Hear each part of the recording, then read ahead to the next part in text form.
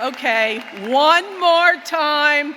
Congratulations, graduates of 2026. We are so proud of you.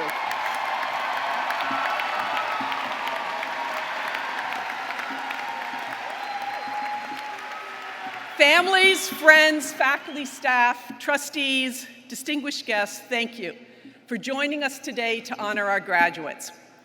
Muhlenberg class of 2026, congratulations again. We are exceedingly proud of you. Graduates, this is a historic year for you. It's also a historic year for our country. In fact, it's a big anniversary. 250 years ago, in 1776, delegates to the Second Continental Congress were in Philadelphia. There, they debated and refined one of the most consequential documents in the history, the Declaration of Independence. It was hot, humid summer, and the delegates kept the doors and windows closed in the interest of secrecy.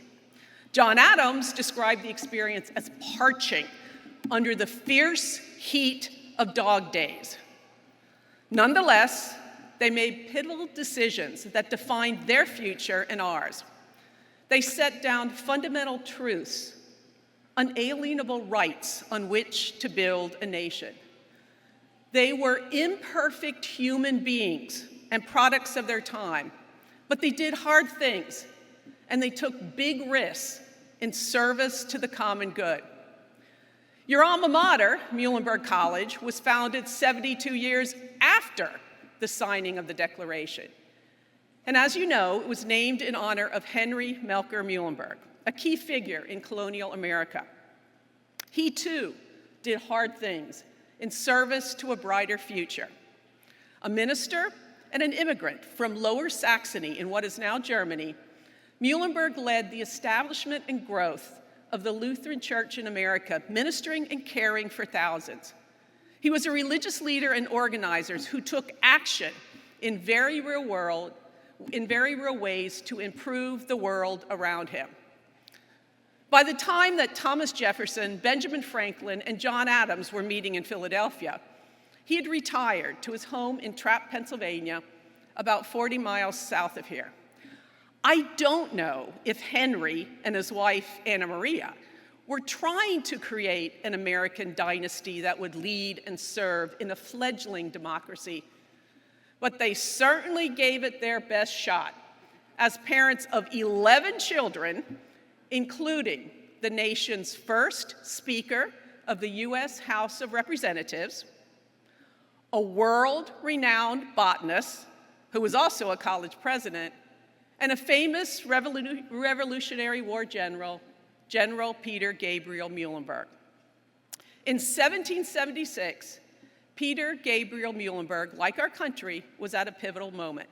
He was pastor serving both English and German parishioners in the Shenandoah Valley of Virginia, a man of deep faith, but also an early patriot, an outdoorsman with a fierce drive and a complicated legacy. So as the story goes, on January 21st, 1776, during services, he read from Ecclesiastes, "To everything there is a season, and a time to every purpose under the heavens, a time of war and a time of peace." Then he looked up at his congregation and said, "And this is a time of war." In the apocryphal story, he then shed his robes to reveal a military uniform underneath. Peter served as general in the Continental Army, fighting at Brandywine, Germantown, and Yorktown. Later, he served as a U.S. congressman and a U.S. senator.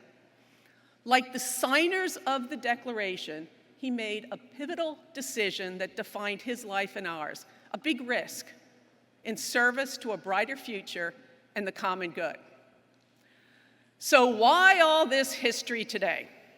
Well, first, because today we still hold fast the ideals taught and lived by Henry Melcher Muhlenberg: human flourishing, social responsibility, and personal vocation.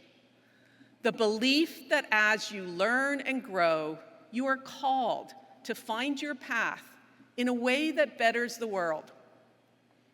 Second, we steadfastly live and defend the ideals of the American Enlightenment that gave us the Declaration, the Constitution, and, for that matter, the liberal arts. The emphasis on individual liberties and civic responsibility, on reason, critical thinking, empirical evidence, and effective communication. And third, because today, you too are at a pivotal moment in your lives. It's time to decide how you will lead and how you will serve. So my charge to you is this: consider your legacy and define for yourself how you will lead and serve. Will you be like one of our honorary degree recipients, like Raj, who is a nationally recognized leader in civic engagement? Like Cassie, who has brought the arts to millions in our community and beyond? Like Zach, who pioneered solutions to one of the biggest challenges our country is facing? Or will you follow in the footsteps of the Muhlenbergs and serve in public life? Only you know for sure what that will look like. But here is what you can be certain of. Your Muhlenberg education means that you will flourish and find your vocation, continuing to grow, adapt, and evolve. It means you will do so with care for our world and for your fellow human beings. Your liberal arts education means freedom, the freedom to think, to reason, and to act ethically. The freedom to transcend the trends and technologies that seem to define this moment. The freedom to understand your larger role and place in history.